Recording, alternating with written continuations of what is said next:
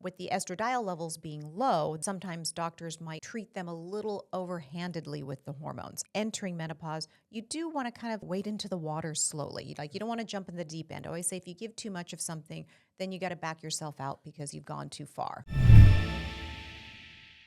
Are you entering menopause and wondering what's happening with your body? I'm Dr. Valorie. And I'm Dr. Maki from the Progress Your Health podcast. Hey, real quick before we jump in, if you're wondering about your hormones and wanting to know or understand more about your symptoms, there's something that I created just for you. It's my Hormone Navigator app. It doesn't just track, but it helps you understand your hormone phase and gives you personalized guidance on what to do next. So visit hormonenavigator.com. All right, so what are we talking about today? So in the last episode, we were talking about the in-betweener and sort of give some insight as to what that means. Now, I always want to say early menopause, but you sort of have a little modification to that. So why don't you discuss the difference? Because I love all the different hormone phases. I feel like entering menopause is right when those ovaries have definitely stopped making that estrogen. When you're an in-betweener, you're making a little bit of estrogen. They're more like little hills as opposed to big, spikes and valleys like they are in perimenopause. But when you're an in-betweener, there's some hills of estradiol. Now, when you're entering menopause, there's no more hills of estradiol. There's no more estradiol. And I call it entering menopause as opposed to early menopause because early menopause might be mistaken for like somebody that's going through like a premature ovarian insufficiency or it's, too early. So POI is a pretty popular thing these days, POI. Yeah, so I don't want somebody to think I'm in early menopause and confuse it with that when really it's just like, hey, I went from being an in-betweener and now I'm entering menopause, which there is a distinction between that and also when you've been in menopause for a few years. Yeah. Then the last one we talked about the in-betweener. So what's the difference then between the in-betweener, late perimenopause, and then entering menopause? Those in some ways, now granted, I understand that fundamentally, but I'm just so the listeners can understand, what's the difference between the two? So like I had said, with perimenopause, you're having these spikes and valleys of estradiol, the estrogen. Your progesterone is that's a hallmark of perimenopause. That progesterone is really declined. And then as an in-betweener, you kind of have both the symptoms of menopause and perimenopause because you're still making a little bit of estrogen. You might have irregular periods. You might go a long length of time without having a period, not necessarily a year. And that's why, in-betweeners kind of fall through the cracks. Right. Where just entering early menopause, women really definitely notice that decline in estrogen.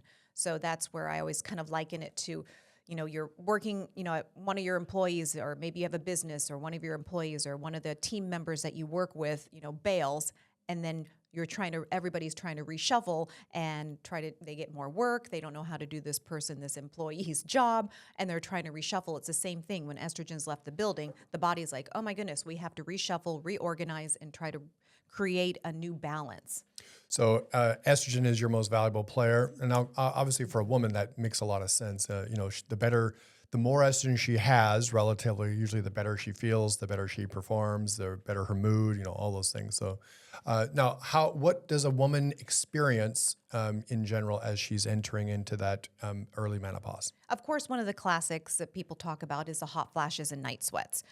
Of course, that's menopause.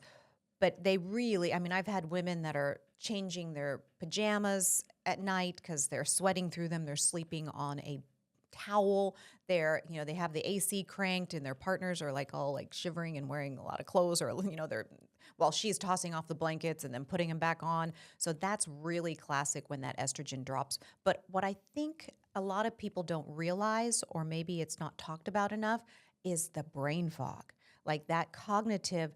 Like I've had women what you're talking about is like a menopause brain. Oh, totally. Yeah, because the brain, there's so many receptors in our brain for estrogen that when they aren't being stimulated, women will drop their words, they're repeating themselves, they forget. They even have asked me, I think I have dementia. And I'm like, I assure you, you don't. But that is one of the biggest things. They're searching for a word. I can't get that word. I can't get that word. That's one of, I think, in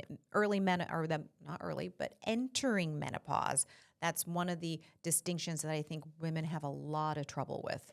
Sure. Was talking to a patient not that long ago, and she didn't really think that she was having any temperature problems until I asked her about what's your AC set at, and she goes 68. Everyone in the house is freezing. She's the house is like a meat locker. We used to live in the Southwest, so we understand heat where you couldn't survive if it wasn't for air conditioning. That's usually when that AC drops below 70 degrees, someone in the house is having some kind of estrogen issue of some sort. Oh, exactly. Yeah. So you see that thermostat change. The body's pretty smart. We'll go on to another podcast about middle menopause and how it starts to readjust and kind of recalibrate there. But definitely early menopause can be quite shocking. Yeah. Now, what age range are we talking about? I know again I said early again, didn't I? I meant entering menopause. entering. I See, don't, it's I don't want to easy. mince words. Yeah. Well, I I like the mean, words. again, we're trying to create some understanding here. So early menopause can get misconstrued. So entering menopause, but we are still talking about early actual or menopause. Statistically, is going to be at 51. If you use that as a benchmark, where would you say most of this entering menopause usually happens? I like they say menopause is 51 and a half. That's always been around for like 20 plus years. Everybody's different. A lot of times I do notice we follow in the steps of our mothers or grandmothers, but what I'll see with entering menopause is that's usually around 50 to 51, and they're definitely not having that estrogen anymore. And that's where you start to see a lot of those symptoms. But usually probably around, like 50, 51 is when you start to see really women entering menopause. And then how long would you say that entering menopause, how long does that typically last then? Because the next episode we're going to do is going to be on middle menopause, as you just mentioned. So you go from perimenopause, in-betweener, entering menopause, middle menopause. So what's the time frame between entering menopause and middle menopause? It can last up to a couple of years. And what you'll see on the blood work is, so they have these reference ranges for the FSH and the LH, in particular FSH, the follicle stimulating hormone. It'll say if it's over, 30 or something, you're postmenopausal. I have lots of patients that have had periods and they're not postmenopausal and their FSH is a little over 30. What you'll see in kind of that entering menopause is it does start to come up to over 30, maybe 40, close to 50. But when someone is truly way deep into menopause, you'll see that FSH go up to 100. Yeah, Because, 75, 100, 125. Easily. Yeah. So when they're just entering menopause, that's one thing to see is their estradiol is low, their progesterone is low, and that FSH has definitely creeped up there, 30 to about 45. You'll see that. That's one thing. And then with the estradiol levels being low, then sometimes doctors might treat them a little overhandedly with the hormones. I do feel like, when just collectively with everybody that's, asked the doctor, and we get a lot of questions on our YouTube channel, I do feel like overall a lot of women tend to be underdosed in their HRT. Mm-hmm. But what I'll find sometimes with someone entering menopause, you do want to kind of wade into the water slowly. You don't want to jump in the deep end. I always say if you give too much of something, then you got to back yourself out because you've gone too far. Yeah, I think there's sort of two trends happening. Mm-hmm. Women are being dosed too high too early and not being dosed enough later. Yeah. Right? It's like they should just flip those around a little bit. Now, you just said something that was really interesting, and I got distracted. Oh, what did you just say? You just said something about the FSH or with entering menopause. How sometimes you want to tread a little bit lightly. Oh, the underdosing. I've lost what I was going to say because I got distracted by the timing of it there. So you got distracted by me. Well, of course, I always get distracted by you. We do have the Hormone Navigator app. This is where these distinctions and nuances, that's sort of why we created it that way, right? So you can sort of understand what's going on, be able to, track your symptoms, be able to input all the different things that women are doing. So, it's really exciting times. And AI is incredible. I mean, what was I writing something or talking to somebody about how difficult it was to figure out how to do a VCR back in the 80s. And now, now we've got AI, but I'm definitely embracing it because I've been able to feed it like everything that like my personality, my tone, my knowledge, that you can even have this interactive discussion and then it remembers it and saves it. So the more you put into the app, the more that you'll get out of it. Sure. Yeah. So Again, that's hormonenavigator.com. This is the week of the launch of the app, so that's why we're doing quite a few different episodes from May 28th, 2026 until, April 28th, 2026 until May 8th, 2026, about 10 days.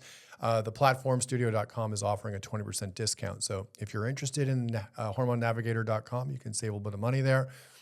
We're extremely excited about it. It's going to get better and better as time goes forward. I know there's some apprehension about AI. One minute people say AI is going to be it is the most revolutionary technology ever, and then everyone else says it's going to kill us all in a few years. I think it's an amazing piece of technology, and healthcare is going to be completely transformed in the next few years with it. So this is our attempt to dip our toe in the water. And it's completely private. That was the biggest thing before we even entered into this is the information securely encrypted, never shared, and only private to the user. Yes. If you do use the app, hormonenavigator.com, we don't even have access to whatever anybody puts in there. So it's completely secure and private to the individual, which I think is important. And the platform itself, there's no sharing, there's no selling of anybody's data. That was, we did some polling of our patient base, and not surprised. I mean, we certainly in the 21st century have to be concerned about our data and our privacy for sure, especially when it comes to healthcare related things. So the next episode, we're going to continue. We're going to talk about middle menopause. Do you have anything else to add about entering menopause? No, I think we're good. I did write a newsletter about it. I think it's already come out. So those of you that are on our email list, you can get access to the newsletter about entering menopause. I think I called it something like Menopause Rising, and had Eliza, the entering menopause, and a nice, fun little story. Yeah. That's our newsletter, the Progress Your Hormones newsletter. I have to say, you're a shameless plug, but your newsletters are pretty hilarious. They're cute and clever. I wouldn't say they're hilarious. They're not humorous. I want it to be witty. Yeah, so witty. it's Yeah, not witty. That's a good word. dry Witty. and boring. Yeah. They're a lot of fun. Even the pictures that you create for it, are just they make it so much better. So, stay tuned for the next episode. We're going to talk about middle menopause. Until next time, I'm Dr. Maki. And I'm